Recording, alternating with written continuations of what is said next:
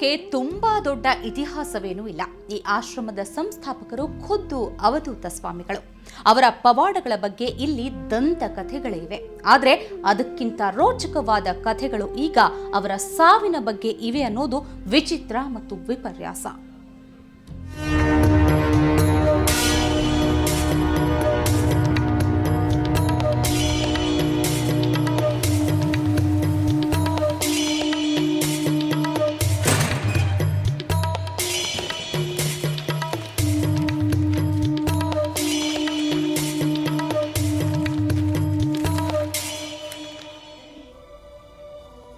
February 28 ಅಂದು ಗುರುವಾರ. ತುಂಬಾ ದಿನಗಳೇನೂ ಆಗಿಲ್ಲ. ಬೀದರ್ನ ಚೌಳಿ ಮಠದ ಭಕ್ತರು ಮುಂದೇನು ಎಂದು ದಿಕ್ಕು ತೋಚದೆ ಕುಳಿತಿದ್ರು. ಮಠದ ಸ್ವಾಮೀಜಿ ಇದ್ದಕ್ಕಿದ್ದಂತೆ ವಿಧಿವಶರಾಗಿದ್ದರು. ಇಚ್ಛಾ ಮರಣವನ್ನಪ್ಪಿದ್ರು. ಅವರ ಆ ನಿಗೂಢ ಸಾವಿನ ರಹಸ್ಯ ಇಂದಿಗೂ ಬಯಲಾಗಿಲ್ಲ. ಅಂದು ಭಕ್ತರ ಆಕ್ರಂದನ ಮುಗಿಲು ಮುಟ್ಟಿತ್ತು. ಸ್ವಾಮೀಜಿ ಜೀವಂತ ಸಮಾಧಿಯಾದ ಸುದ್ದಿ ತಿಳಿದ ಭಕ್ತರು ತಲ್ಲಣಗೊಂಡಿದ್ದರು. ಇನ್ನೂ 1.5 ತಿಂಗಳು ಆಗಿಲ್ಲ. ಅದೇ ಮಠದಲ್ಲಿ ಮತ್ತೆ 3 ಹೆಣ ಬಿದ್ದಿದೆ. ಗಣೇಶ್ವರ ಸ್ವಾಮಿ ಅವಧೂತರ 3 ಶಿಷ್ಯರು ಭಯಾನಕವಾಗಿ ಕಲ್ಪಿಸಿಕೊಳ್ಳಲು ಸಾಧ್ಯವಾಗದಂತೆ ಜೀವಂತವಾಗಿ ಅಗ್ನಿ ಪ್ರವೇಶ ಮಾಡಿಬಿಟ್ಟಿದ್ದಾರೆ.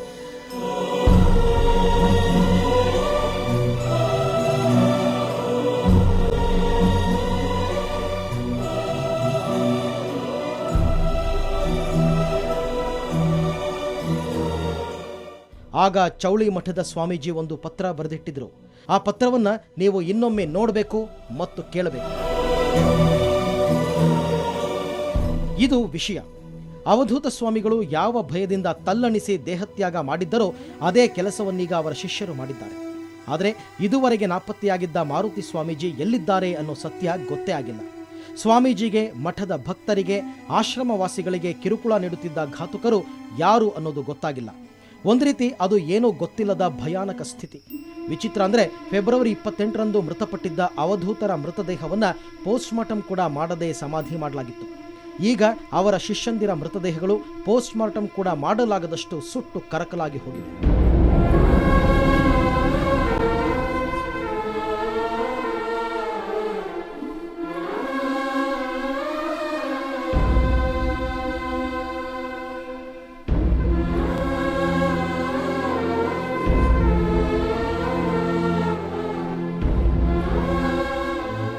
ಇಷ್ಟೆಲ್ಲ ಅವಾಂತರ, ಭಯಾನಕ ದೃಶ್ಯಗಳಿಗೆ, ಘಟನೆಗಳಿಗೆ ಸಾಕ್ಷಿಯಾದ ಮಠಕ್ಕೆ ದೊಡ್ಡ ಇತಿಹಾಸವೇನೂ ಇಲ್ಲ.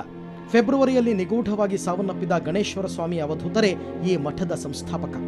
ಈ ಮಠ ಇದೆಯಲ್ಲ, ಈ ಆಶ್ರಮದ ಪ್ರದೇಶವೇ ಸುಮಾರು 17 ಎಕರೆ ಪ್ರದೇಶದಲ್ಲಿದೆ.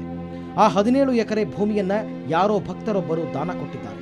ಆ ದಾನದ ಹಿಂದೆ ಒಂದು ದಂತ ಕಥೆ ಇದೆ. ಆ ಜಮೀನಿನ ನಿಜವಾದ ವಾರಸುದಾರರು ಶ್ರೀಶೈಲಕ್ಕೆ ಹೋಗಿದ್ರಂತೆ. ಕಾಡಿನ ಮಧ್ಯೆ ಅವರ ಕಾರು ಕೆಟ್ಟು ನಿಂತಿತ್ತಂತೆ. ಕಾಡಿನ ನಡುವೆ ರಾತ್ರಿಯ ಹೊತ್ತಲ್ಲಿ ಏನು ಮಾಡುವುದೋ ತಿಳಿಯದೆ ಆತ ಕಂಗಾಲಾಗಿದ್ದಾಗ ಅವಧೂತರು ಧುತ್ತನೆ ಪೊದೆಯೊಂದರಿಂದ ಎದ್ದು ಬಂದರಂತೆ. ಕಾರಿಗೆ ನೀರು ಚುಮುಕಿಸಿ ಕಾರು ಸ್ಟಾರ್ಟ್ ಮಾಡೋದಕ್ಕೆ ಹೇಳಿದ್ರಂತೆ. ಪವಾಡವೇನೋ ಎನ್ನುವಂತೆ ಕಾರು ಸ್ಟಾರ್ಟ್ ಆಯಿತು. ಆಗ ಸ್ವಾಮೀಜಿಯ ಪವಾಡಕ್ಕೆ ಮಾರು ಹೋದ ಈ ಜಮೀನಿನ ಮಾಲೀಕ ಈ 17 ಎಕರೆ ಜಾಗವನ್ನ ಸ್ವಾಮೀಜಿಗೆ ಬಿಟ್ಟುಕೊಟ್ಟಂತೆ. ಇದು ಈ ಮಠದ ಜಮೀನಿನ ಹಿಂದಿನ ಕಥೆ.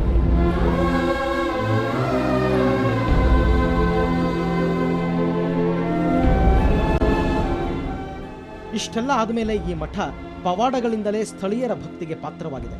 ಮಠದ ಬಗ್ಗೆ 100 ಪವಾಡದ ಕಥೆಗಳಿವೆ.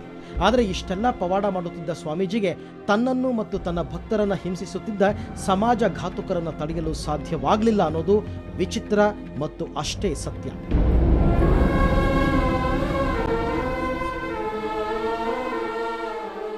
ಈ ಮಠದ ಹೆಸರು ಕೇಳಿದ್ರೆ ಅದು ವೀರಶೈವ ಮಠವೇನೋ ಅನಿಸುತ್ತೆ. ಆದರೆ ಅದು ಹಾಗಲ್ಲ. ಇದು ವೀರಶೈವರ ಮಠವಲ್ಲ. ಈ ಮಠಕ್ಕೆ ಮುಸ್ಲಿಮರು ಭಕ್ತರಾಗಿದ್ದರು. ಖುದ್ದು ಅವಧೂತರೇ ಮಠಕ್ಕೆ ತಮ್ಮ ಉತ್ತರಾಧಿಕಾರಿ ಎಂದು ಮಾರುತಿ ಸ್ವಾಮೀಜಿ ಎನ್ನುವವರನ್ನ ಘೋಷಿಸಿದ್ದರು. ಆದರೆ ಆತ ವೀರಶೈವನಾಗಿರಲಿಲ್ಲ, ಕುರುಬನಾಗಿದ್ದ. ಇದು ಭಕ್ತರ ವಿರೋಧಕ್ಕೆ ಕಾರಣವಾಯಿತು ಎಂಬ ಮಾತು ಕೇಳಿಬರುತ್ತದೆ.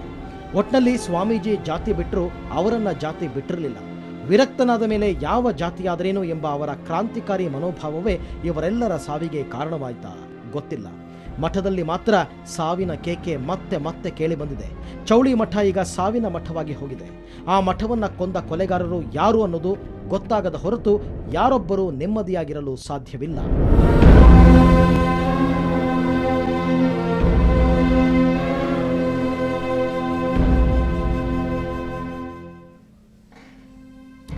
ಇದು ಚೌಳಿ ಮಠದ ಸರಣಿ ಸಾವುಗಳ ಹಿಂದಿನ ನಗ್ನ ಸತ್ಯ.